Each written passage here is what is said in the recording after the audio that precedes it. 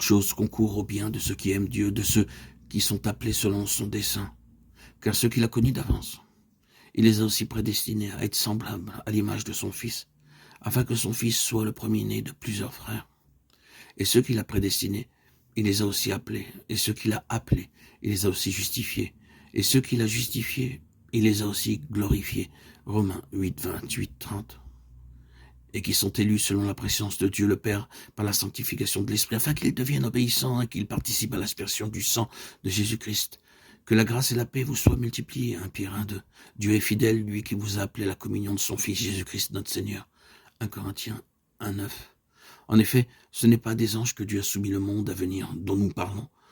Or, quelqu'un a rendu quelque part ce témoignage. Qu'est-ce que l'homme pour que tu te souviennes de lui, ou le Fils de l'homme pour que tu prennes soin de lui? Tu l'as abaissé pour un peu de temps au-dessous des anges.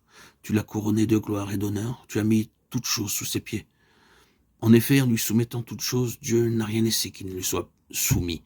Cependant, nous ne voyons pas encore maintenant que toutes choses lui soient soumises, mais celui qui a été abaissé pour un peu de temps au-dessous des anges, Jésus, nous le voyons couronné de gloire et d'honneur, à cause de la mort qu'il a soufferte.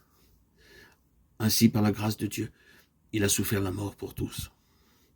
Et convenait en effet que celui pour qui et par qui sont toutes choses, et qui voulait conduire à la gloire beaucoup de fils, et élever à la perfection par les souffrances le prince de leur salut. Hébreux 2, 5, 10. Que personne donc ne mette sa gloire dans des hommes, car tout est à vous, soit Paul, soit Apollos, soit Céphas, soit le monde, soit la vie, soit la mort, soit les choses présentes, soit les choses à venir, tout est à vous. Et vous êtes à Christ, et Christ est à Dieu. 1 Corinthiens 3, 21, 23. Dieu a créé l'homme pour qu'il soit semblable à Christ, en ayant sa vie et sa gloire. Tout comme Christ est la manifestation de Dieu, l'homme doit être la manifestation de Christ. C'est la raison même de notre appel, être participant de son Fils, en vue d'être rendu conforme à son image, et qu'en définitive, il soit le premier-né d'entre plusieurs frères. Depuis l'éternité passée jusqu'à la résurrection, le Seigneur est le seul Fils unique. Après sa résurrection d'entre les morts, il est devenu le Fils premier-né. C'est pourquoi, après sa résurrection, il dit à Marie-Madeleine, « Je monte vers mon Père et votre Père » Jean 20, 17. La mort du Fils unique a eu pour conséquence la naissance de beaucoup de fils. Nous sommes héritiers de Dieu et co-héritiers de Christ.